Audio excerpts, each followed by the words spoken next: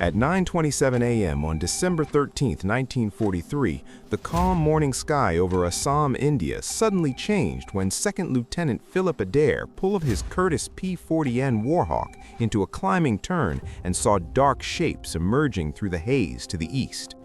64 Japanese aircraft were heading straight toward Denjin Airfield, and Adair, just 23 years old, was the only Allied fighter in the air. He had already flown 43 combat missions protecting the dangerous Hump airlift route, but this situation was different. Over the previous weeks, Japanese raids had destroyed dozens of Allied aircraft on the ground and killed more than 100 personnel across northeastern India. Intelligence reports warned that similar bomber formations had achieved devastating success when airfields were left undefended. Below Adair, Denjin Airfield held 14 C-47 transports loaded with critical supplies bound for China, a field hospital treating wounded soldiers, and fuel reserves essential for continued operations over the Himalayas. His P-40, nicknamed Lulu Bell, carried 6 50-caliber Browning machine guns and barely 12 seconds of sustained fire. The enemy force consisted of 24 Mitsubishi Ki-21 Sally bombers, escorted by around 40 Nakajima K-43 Oscar fighters flying in protective layers. The nearest friendly fighters were nearly 40 minutes away. Doctrine said he should wait, but waiting meant bombs falling. Adair pushed the throttle forward and climbed above the formation, placing the sun behind him. The Japanese pilots never saw him coming. He rolled inverted and dove, his airspeed climbing rapidly as he closed the distance. At 800 yards, he opened fire, tearing into the lead bomber's wing and setting its engine ablaze. The tight formation instantly dissolved as bombers scattered to avoid collision. As Adair pulled up under crushing G-forces, the Oscar fighters dove toward him. The K-43 was lighter and more maneuverable than the P-40, deadly in a turning fight, but Adair knew better than to turn. He used speed, diving away, then coming back fast to strike again.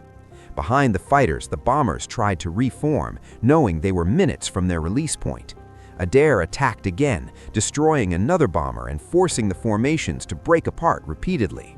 But his engine temperature climbed dangerously high. The Allison engine was overheating, and soon steam erupted from the cowling as bullets tore through his aircraft. Coolant sprayed across the windshield, oil pressure dropped to zero, then the engine caught fire. Bailing out meant capture or death in the jungle, so Adair stayed with the aircraft.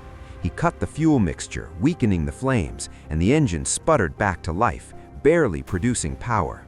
Below him, the Japanese bombers finally turned away, their attack broken. But Adair's ordeal was far from over. 6 Oscar fighters followed him as he limped toward Naguli Airfield, circling and waiting for his engine to fail. Smoke filled the cockpit, control cables snapped, the P-40 rolled into an uncontrolled dive. With no elevator control and the jungle rushing up, Adair made a desperate decision. He rolled the aircraft completely inverted. The damaged controls that forced the nose down when upright now worked in reverse. The descent slowed. He was climbing upside down. For the next 11 minutes, Adair flew an impossible pattern, rolling inverted to gain altitude, then upright to feed fuel, repeating again and again. The Japanese fighters watched in disbelief before finally turning away.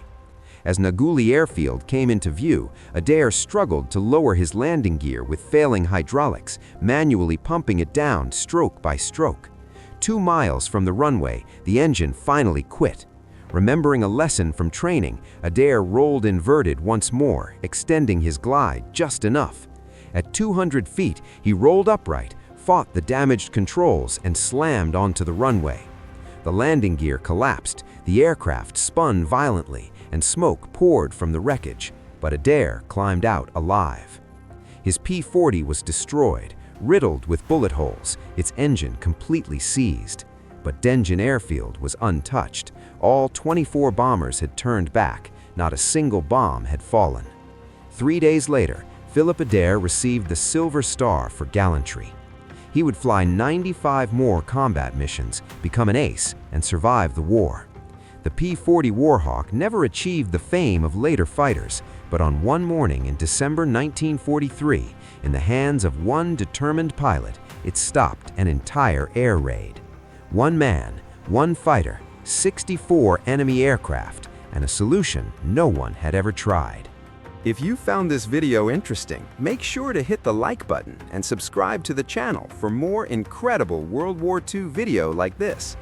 Comment below and tell us where you're watching from and if someone in your family served during the war. Thanks for watching, and we'll see you in the next video.